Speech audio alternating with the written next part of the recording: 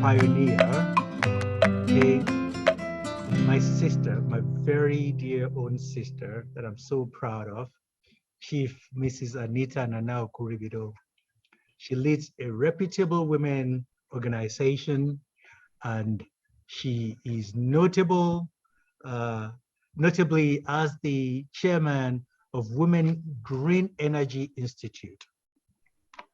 She's the chairman of Women in Sustainable Power Africa, in that case, chairperson. That is the Women in Sustainable Power Africa Network. She is the president of Digital Network for Women Empowerment, national president of Women in Renewable Energy Association, the CEO and managing director of Siman Engineering Ltd, and executive chairperson of SymphoAgro-Tech Company Limited, founder of Smiling Siman Greenbuild Foundation. Chief Anita Nana Okuribido is a very passionate person. She's passionate about encouraging women to take leadership roles in energy sector. I know Chief Nana Okuribido personally. She is also our senior board of director of board of African Views Organization. I work closely with her. This woman is tireless in her effort to do something that's great to make Africa proud, to lift women out of poverty, to change the Nigerian constitution on women's need and the provisions for women in the constitution. She is just an amazing, amazing, amazing person that I'm so happy to bring to your attention what she's doing and how we can factor what she's doing into the concept of cultivation and preservation of wealth in the African world.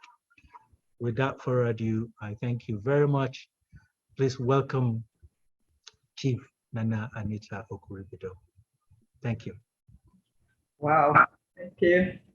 Thank you so much, Dr. Wale. I would say that's an encomium, for a little me. And I will also, of course, express my gratitude for the acknowledgement by Otumba Ashiru. He's such a family that I've known for a while, but he really stands out because he changes the shift. When we say somebody gives a paradigm shift to a sector, he has done so in the commerce sector. Wherever he is, he has the Midas touch. So I'm so happy to meet you, Otumba, in this platform. So good morning. Thank you very much, ma'am. Thank you. Good morning, good afternoon, good evening to the distinguished personalities here at this moment and all those who are listening to us, listening to African Views from all over the diaspora. Like Dr. Wale has invited me to this 6th edition of the Spirit of Peace and Prosperity Summit. I find it really, really very insightful. And my only wish is not, and it's not going to be one of the dialogues that once we end, the forum, it ends there. But trusting African Views, being led by Dr. Wale, the executive director, and eminent board directors, I know we will take it to the next level, and we make sure that we change the narrative, individually or collectively. 1,000%. presentation is being shared on the screen, and I'm in the introduction right now. The reality of Africa as a poverty-ridden continent is a globally appreciated fact, which we all know. Dr. Wali has mentioned it, and Dr. dwelt, extensively on it. I only want to add that the face, poverty has the face of a woman because the woman is in the front line. She is in the forefront. She bears the brunt of it all. While the African continent is rich in terms of natural resources, it has remained economically weak over the centuries, and in fact remains the weakest continent economically. I would say it is the weakest link. This uncertain paradox has led economists, historians, and scholars into investigative analysis aimed at understanding the fundamental causes and the root causes of Africa's poverty, and by extension, sustainable solutions to it. Historians and economists alike all highlight the common themes of slave trade. Slave trade happened many, centuries back, but I can still tell you Africa is still, in this slave trading. We have colonialism. We are still colonized. Is it by technology, by financial tools, IMF, and so on and so forth? We are colonized. Not to talk of corruption that Dr. Wali mentioned, Otumba Ashiru mentioned. That one has eaten so deep into the fabric of the economy of Africa. And bad governance, apart from Rwanda, that I will say is scoring 80%, for good governance. Every other country in Africa has bad governance as major factors that either plunge the continent into or is keeping it in poverty. We are inhabitants of the world's largest continent, and arguably, in terms of the combined advantage of cultural heritage and resource potential, the richest continent. We have all the potential, Dr. Wali mentioned it, but are we maximizing it? Yet our Africa remains the major and most frequent destination of loans and aids and biggest home of international debts. Why should that be? Poverty eradication sits at the heart of many other societal and global challenges like health, peace, and energy. As individuals who are able to generate good income for themselves and families are less likely to be victims of treatable diseases. Look at what happened during the pandemic, the COVID-19 pandemic. I kept saying, I said, thank God that Africa is not so hit, because if it came, so hard on us, we don't have the technology, no medical technology to take charge of it. We don't even have the infrastructure. But God, being God, knows how to meet us at the point of our needs. And, it was not so bad, on Africa. We talk about crimes or lack of, access to clean and sustainable energy. I am a forerunner and I'm in the forefront of sustainable energy in Nigeria and Africa. And I can tell you, even to just plant trees, to protect our environment, Africans don't find it easy to do that. Instead, we keep, going into deforestation to find fuel wood for cooking, when we can divert into clean gas cooking or solar cooking or clean stove cooking using bio-briquettes.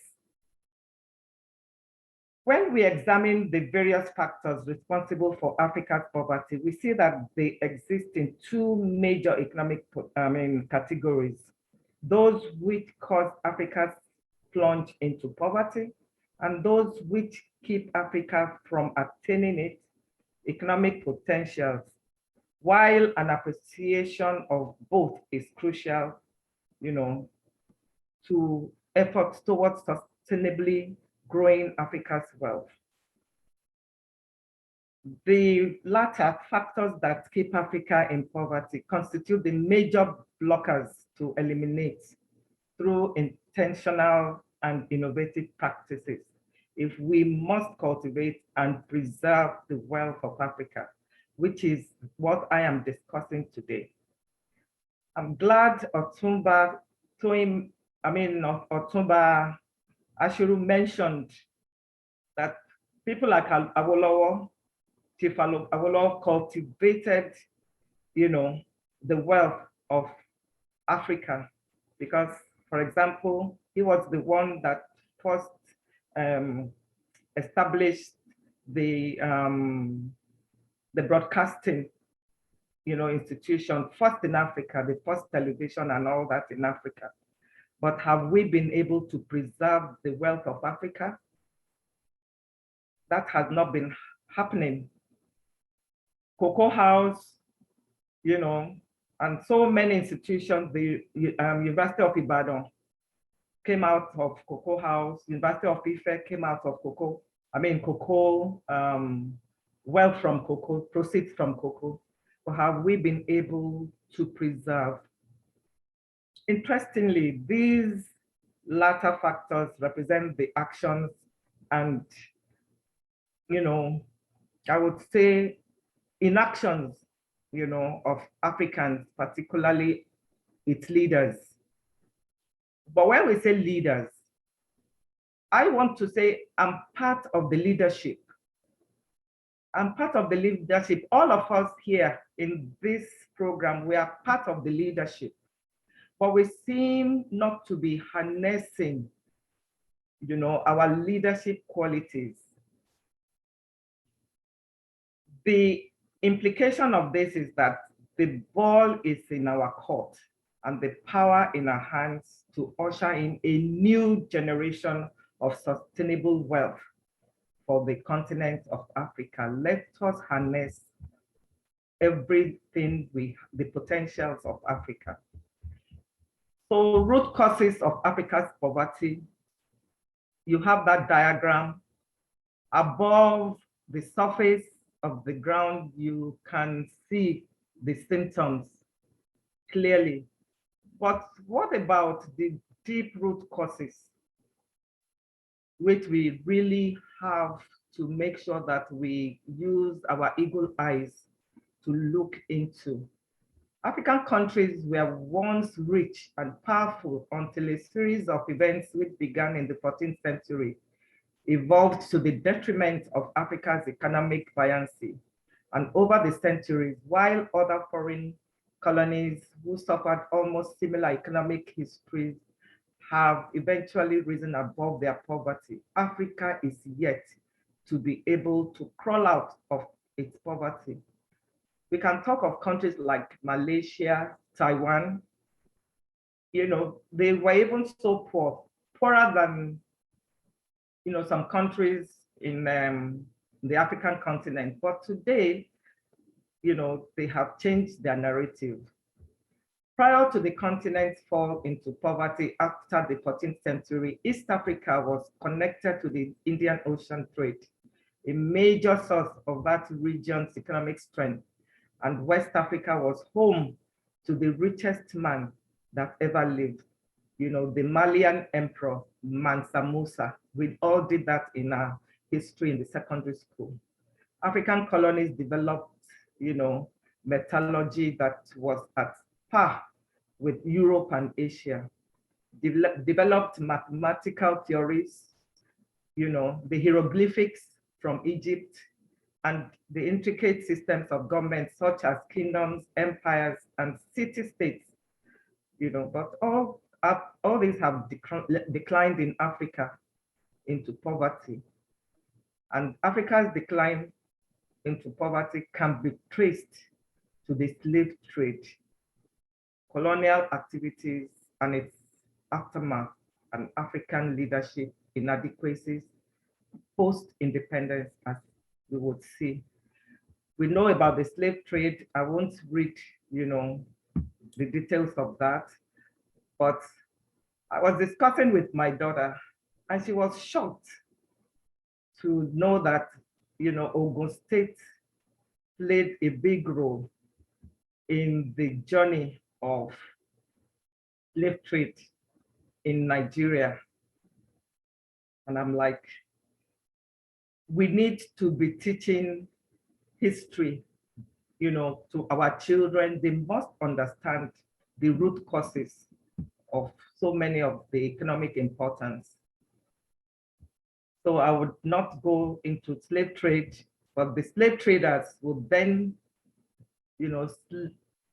sell these slaves to the Americans and use some of the profits to buy the raw materials that the slaves produce, such as sugar, sugarcane, cotton. And I'm glad we are talking about cotton here, that we are going back into producing cotton in the Southwest, because backward integration of cotton would now boost, the fabric industry, the fashion designing industry, in Nigeria and in Africa. The lesson we learned in slave trade is that the people in charge in Africa hardly focused in using its resources to develop its own people. Instead, they were majorly interested in funding efforts to keep themselves in power through trading their own people for slaves for the Europeans. We also have colonization, which I mentioned earlier on. Like I said, colonization is still going on. Effects of colonization on Africa. Of course, it brought in, number one, increased poverty. Number two, economic isolation.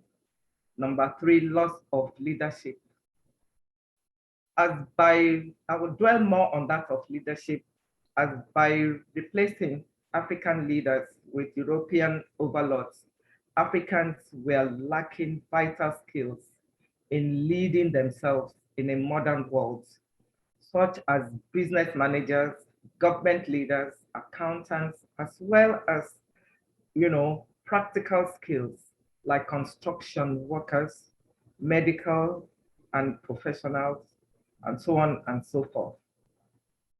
So now we are in post-colonial Africa. I love Chief Obafemi Awolowo's vision. And of course, there's no way we can talk about post-colonial Africa without talking about Kwame Nkrumah of Ghana. The enormous suffering and stagnation in the hands of their colonizers led Africans to start agitations for their independence. We all know how Chief Awolowo, Nnamdi Azikiwe, and Kwame Nkrumah fought, tirelessly until some of our countries gained back their independence. It was thought that when Africans govern Africa, that wealth would follow soon, but this did not happen. And it's still not happening. The leaders of the African independence movement promised the African people prosperity after independence, and to fulfill this, for most African countries, the solution was an economic system called African socialism. African socialism meant that many industries would be controlled by the national government, such as mining, construction, and plantations. It would then use all of the nation's resources to industrialize. At the time, manufacturing would mean significantly higher earning power for the economy, both in terms of foreign trade and wages for workers compared to agricultural jobs. In addition, it would make foreign goods more expensive by putting extra taxes on them. with the argument that if foreign goods are more expensive, then people would have to buy the more affordable local alternatives. Also, the leaders hope that with the foreign companies would have to come to their own countries, as with that, they wouldn't have to pay those extra taxes if they just moved some of their factories to Africa. But it didn't happen. And if it happened earlier on, we just could not sustain it because of lack of infrastructure. So post-colonial challenges, the exit of European colonial authorities and the governance of Africa by African leaders had Africa faced with these challenges. Trade restrictions, stifled the growth of African industries. The rapid spread of diseases like yellow fever, smallpox, malaria, and so on and so forth in the continent, which already lack adequate economic power to tackle them. All of these diseases are easily preventable in richer countries. And of course, Africa is still ridden with diseases as of this moment that I'm speaking. African socialism meant centrally planned economies, and these were less efficient than economies that have a lot of different business competing with each other. Part 2, cultivating and preserving the wealth of Africa. Looking back at the chain of events in Africa's economic history, it is evident that the ills which sustained Africa's poverty had been eternal factors: inadequate skill development, education, poor government, policies. As we all know, that the policy framework, guiding our, economics and best practices, even when they are established, they are not implemented. We have corruption in government and inability to effectively address disease outbreak.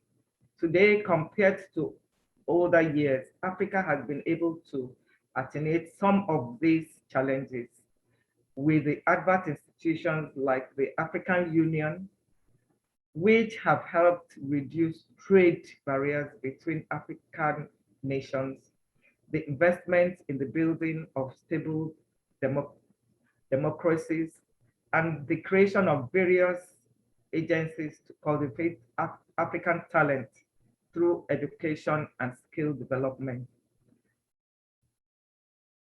So cultivating and preserving the wealth of Africa continued. I purposely put the picture of Zuma, networking with the Chinese president. I really would like to mention that Mandela and his team really fought hard to, remove apartheid. Zuma was part of that. He worked hand in hand with Mandela to achieve that freedom. But somehow, after cultivating, somebody like Zuma has not been able to preserve. He has been sent to jail for corruption. And I keep wondering, if Mandela was alive today, how would he react to this? So indeed, cultivating and preserving any nation's wealth isn't rocket science at all. If we take South Korea, for example, and examine how they rose out of poverty, we'd easily appreciate this. Cultivating and preserving Africa's wealth should be embarked on with that realization that Africa is not lacking in the natural resources needed to grow its economies, nor is it, lacking in cultural diversity that foster innovation and tourism. It's overwhelmingly evident that African nations are lacking in and therefore need strong governmental institutions and legal systems and upright leaders, selfless leaders, leaders who would think of how the structures they put on ground would outlive them and make the generations coming after them to have even a better life than theirs. We need upright leaders, truly interested in national development, nation building, and the continent's, economic advancement. People like Mandela. We celebrated Mandela's Day yesterday, and I was at the, dialogue, put up by African Views, and I'm so glad, of the insightful, discussions. These are the fundamental qualities that underpin developed nations. It is when these are achieved that remaining recipe for growing Africa's wealth will be sustainably and effectively administered, and they constitute transformative efforts around education. That's why Chief Obafemi Awolowo will continue to be my role model, my hero. He gave free education to southwest of Nigeria. Moral awakening, infrastructure, industrial development, and health. So investment in all-round and quality education is very, very key. Education brings knowledge, and knowledge is power. We all know that. And then awakening our religious institutions to their role in nation building. Our religious institutions must awaken to their role in nation building and make concerted efforts to serve as beacon of moral refinement. They should take their roles in character building notches higher, as Africa's economic problems can be traced almost entirely to morally bankrupt leaders, with almost every African nation since dawn of modern civilization being continually plagued with leaders unable to rise above their own selfish interests and power lust, to the detriment of the people of Africa. Priests, pastors, imams, and the clergy must remember that one of the most effective ways to teach morality is through leading by example, as of course did our own Lord Jesus Christ, Prophet Muhammad, and the Buddhist leaders. Also, we have the responsibility of speaking the truth. We always say that the truth will set us free. We need to speak the truth to our political leaders, not to be afraid that if we told them the truth, they would edge us out of the benefits. I always like to say this: once we as individuals, we are focused and we have our own trade, you have carved a niche for yourself, no government can deprive you of having the economic benefits of your country. Because when you proffer solutions to communities, communities will look for you, because people want poverty to be alleviated. And if you are in that value chain of alleviating poverty, definitely you don't have anybody to fear. Recently, Nigeria lost one of the religious leaders, Prophet Joshua. People didn't really care about the kind of how would I put it? The denomination that he led, how he led it, or not, but people cared about the way he actually was selfless and gave back to the community, the way he made people to increase their earning power through skills. And this religious leader was buried like he was even, I would say, a president in Africa. Not like somebody who had a corner in a little village in Ijegun or somewhere in Lagos. He was given a befitting burial, and people crunched, the burial, his funeral, to give him the last respect because he touched lives. We need to really make sure as individuals or collectively, we bring peace to ourselves, to our communities, because you do not give what you do not have. If you have peace, you give it, and we have to cultivate it and make sure that we preserve it. Health is wealth. The health systems in most African nations are underperformant. This represents both poor health and hospital infrastructure and inadequate investment in disease prevention and control. A sick population is an unproductive population. This makes investment in health crucial to economic buoyancy, both on the personal and national levels.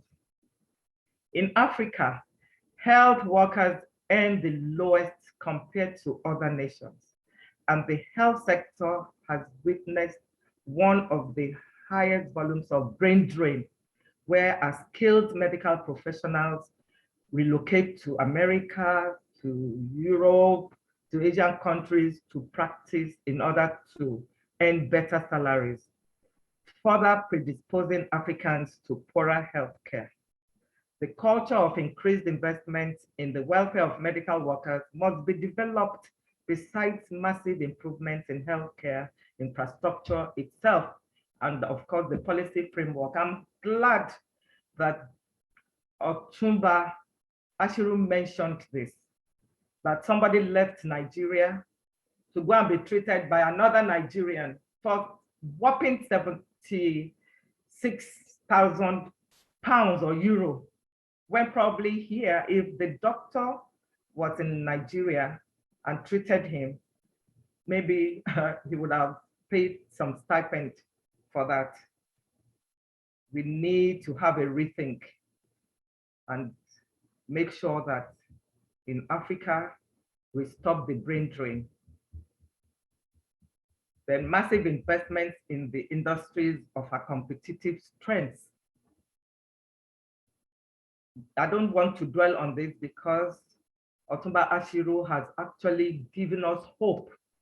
He has given us, I would say, a wonderful scenario of collaboration, of opportunities, particularly with the Odua investment. And I know that such other organizations like Odua Investments exist in all parts of other countries in Africa. Let us identify such, investment organizations like Odua, investments, and see how we can collaborate and invest. So I won't dwell on this. Then the same thing here. Then infrastructural development. I would like to dwell on the sector that I am very, conversant with, the energy sector, particularly electricity. Today, if Nigeria would produce or generate any, anything more than, let me say, 6,000 megawatts of electricity, we do not have the infrastructure for transmission to carry it. We do not even have the infrastructure for effective distribution of electricity in Nigeria. And the same thing goes for most countries in Africa.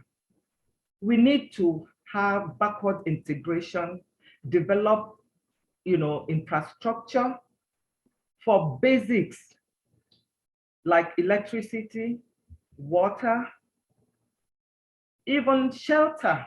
We need to start thinking of going into smart provision of electricity, smart generation of electricity, smart city.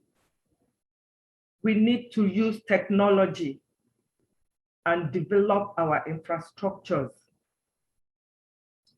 Because you cannot build on, a very weak foundation.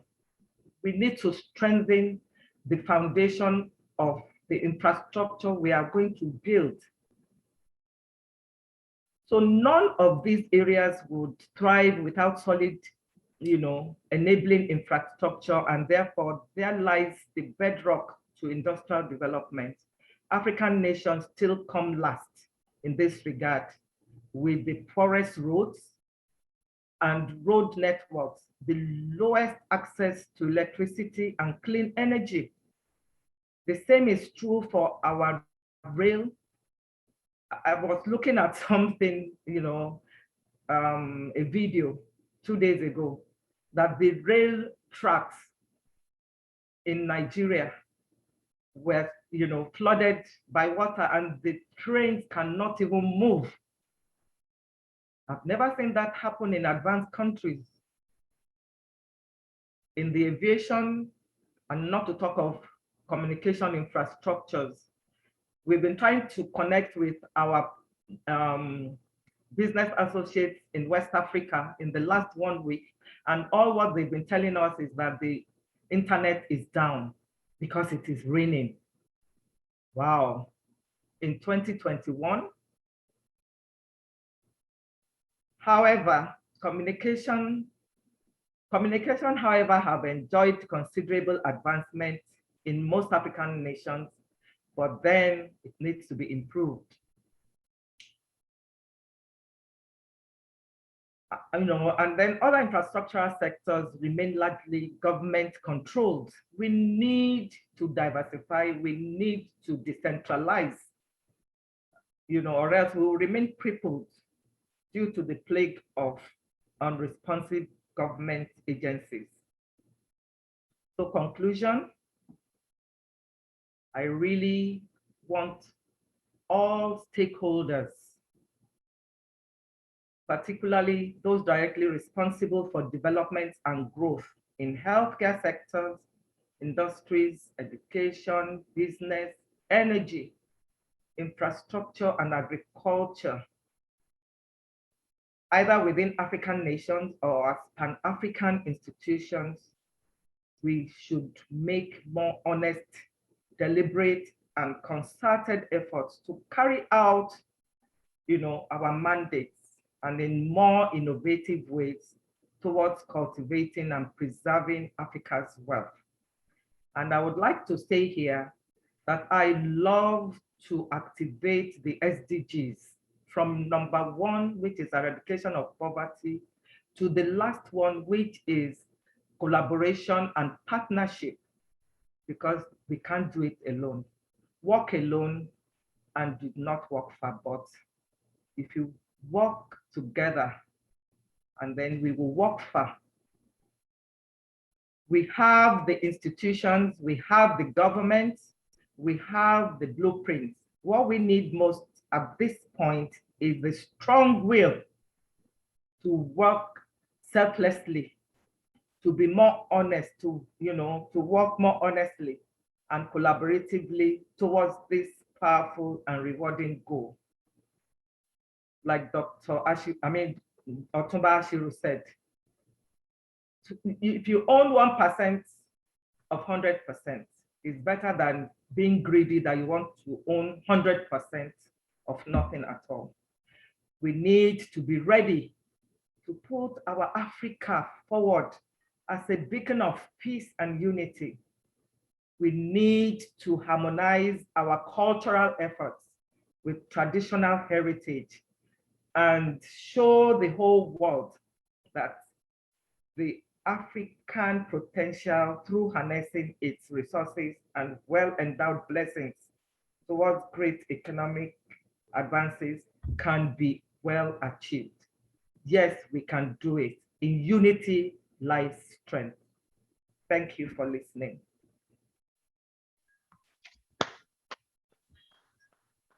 Thank you so very much, Chief Anita Nana Okuribido. You are always a pillar of strength for us, and you have not failed us. Thank you so very much with this presentation. Really, you gave a very conclusive overview about the challenges we face, why we face it, what we should remember, and where we go from here. Very encompassing. I'm sure there are some questions for you. I want to remind people that, first of all, I've shared the Spirit of Peace and Prosperity booklet on the chat menu, on the chat section. So you can download it and see programs that we've done and programs that's upcoming. And I also want to give the floor to some questions for the speakers who have spoken before, not only Chief Anita, but also Otumba Bimbola Ashiru. So if you have any questions for those guys, for the previous speakers, please do act now before we move on. Thank you very much. The floor is yours. Questioner? There's Beekman has a question. Berea Beekman. Thank you. Yes. Dr. Bara Beekman. Yes, I have raised my hand. Greetings, family. Dr. Greetings. Anita, I enjoy your speech, your statement, your presentation. Thank you. Yes, but to tell you honest, not for 100%. I can tell you why. My first visit to Nigeria, where I was overwhelming because that was the first time you can imagine that you are living in Europe, you're living in Suriname, where you see all nations of the world, and you're living in Europe, where you see a lot of white people. Then you enter to Nigeria. I can tell you, I cry. I cry. Every bus where I was sitting, I was crying. Because it's the first time in my life to meet the Black world. Okay? So then I was at a conference in Abuja, no, in Lagos. And in fact, there were presentations like your presentation. I was in Ethiopia, I hear the same presentation. And now I hear the same presentation about Africa, the leadership, blah, blah, blah, blah, blah. Thank you for that. But what I would like to suggest to African views is the next time that, because when we talk about Africa, I consider that Africa have 55 nations, 55 countries. You will tell me that amongst these 55 countries, we cannot have at least 20 countries where we can say, okay, they are doing well on every aspect of governance and government. These are the stories that I want to hear. I want to hear that it is that in Uganda, for instance, the gender-based politics, that it is successful, for instance. I want to hear about Egypt and Ethiopia, about the water problem and how it affects the economic development at Ethiopia side. I would like to hear about Libya, because in Libya we had free education, free housing, blah, blah, blah, blah. So I would like to know the status of the development on the agenda 2063. I cannot believe that after 30 years, I hear about the leaders while the people who are choosing the leaders. And what I also want to hear is the added value that the African diaspora can bring to Africa. Because it is not always that we are referring to the wealth, the knowledge of the African diaspora, besides if it is about remittances. So I think that we can have a better understanding of the African world if African views the next time can deliver a statement where we can be proud on Africa. Because if we look at Europe, most of the time they are giving analysis of some of the countries in Germany, France, Belgium, but what I want to hear from Africa, from presentations, is that you can be glad because in Rwanda, in Botswana, and this and that, and so forth and so forth. So that's it. Let me see if I have everything. Libya, the leaders. Oh my God. So, okay, I want to hear that there are more Mandelas in Africa, of Mandelos. I don't know how you will mention the woman. Maybe I have to say Winnie Mandela. But don't take my comment as your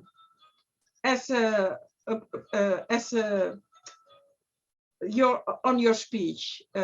Don't, because I understand it. But for me, it's very important that African views Ghana or the ARC, that next time they deliver also statements about the prosperities of the different countries. In Europe, when they talk about Africa, Africa this and Africa that, I explain to them, don't talk about Africa like it is a country, because Africa is one of the biggest continents in the world. So what I would like to tell the people is that amongst the 55 nations, we have 40 nations that are successfully on the several areas of concern. I rest my case. All right, so you have your time coming up, so you're going to be speaking and you can speak to that at length. So obviously, your question wasn't quite clear. What was your question? No, Wale, Yes. I understand our question. Okay, great, do it. Yes, I Please can answer. respond to the question. Actually, I'll be honest with you, she said it all, and I'll be honest with you. What she's trying to talk about is the sincerity of purpose.